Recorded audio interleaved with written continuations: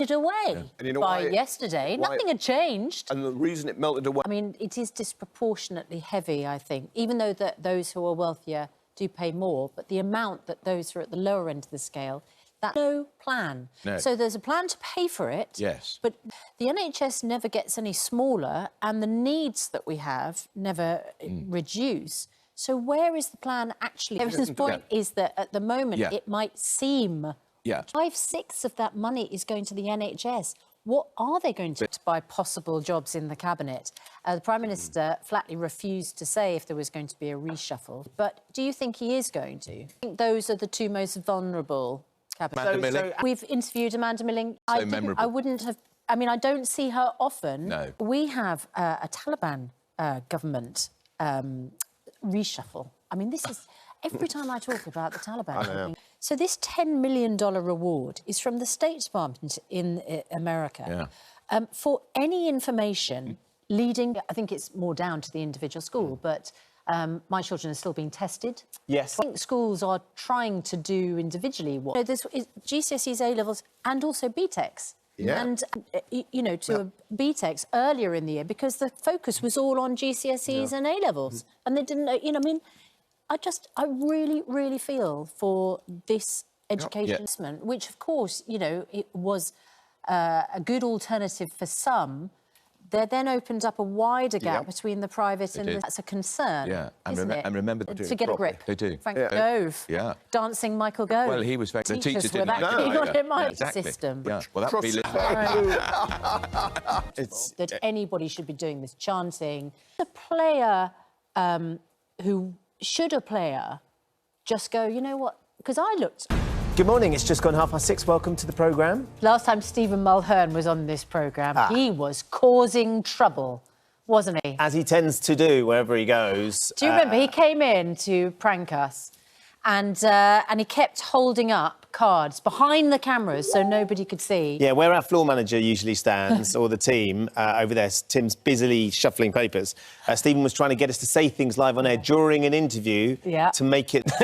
and he's back on this morning and he's got excellent news for us at about 8:40. 8:45. Also, after his starring role in Soccer Aid as the masked winger. The masked winger. Brilliant. Well, Boris Johnson did what he had promised not to do at the general election, and he broke a manifesto pledge not to raise taxes. There's a brilliant cartoon, Susanna, I'm not sure you've seen it by Pew, in Andrew's paper this morning, and it's a couple and a lady sitting looking at the TV and the repair shops come on and the comment is, oh, this will be tough, someone's just brought in a broken manifesto. Yeah. It's just that moment on coronavirus this morning, Hillary, there was sort of a rise in deaths yesterday that were reported. There's another one there. A week for the virus, and in some classrooms there's still a requirement to wear masks. So the Education Secretary and the leadership from within the government, from an education perspective with our kids and exams, GCSEs and A-levels. Yeah. We still don't... Milling. You got the Amanda right bit. It's early. Another coffee for Reid. Yeah. I wouldn't pass an exam in who the Tory chairman is. But he's braved the coldest waters on earth, all in the name of climate change. Endurance swimmer Lewis Pugh joins us after 7. You're watching Good Morning Britain on ITV. See you in 26. Just like to point out, Catherine on camera 4 is absolutely fine. I'm not sure... Or notice, Catherine? No. And we weren't going to draw attention to it. So just thrown her under the bus. Good and proper, haven't you? You know? Better, yeah.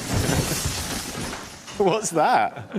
It's competition time now. We have a huge prize worth up to £85,000. Andy's in York, and you're... Now, Laura had a moment this morning with you, Sean, when you were interviewing Donny Osmond about his not first...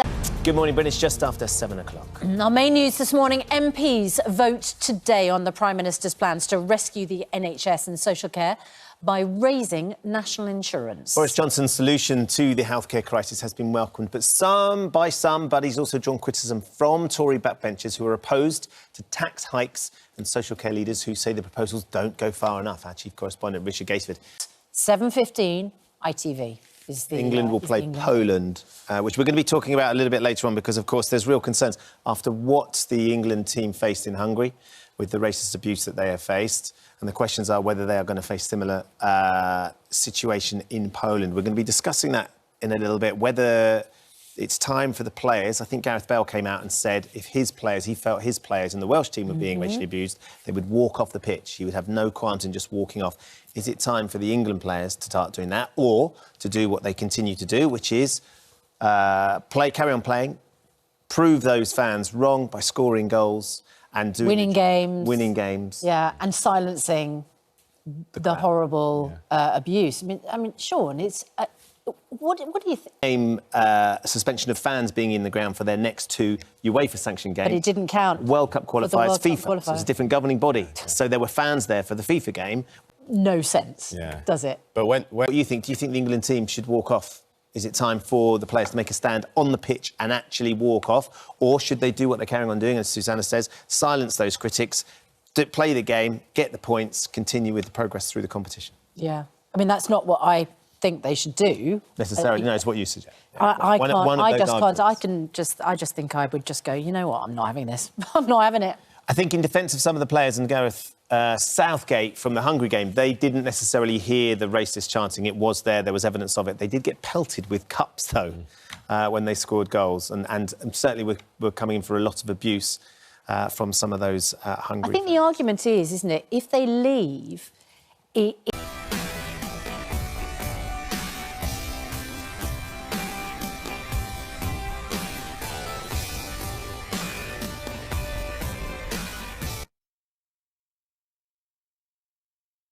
Hey, you, potato boy.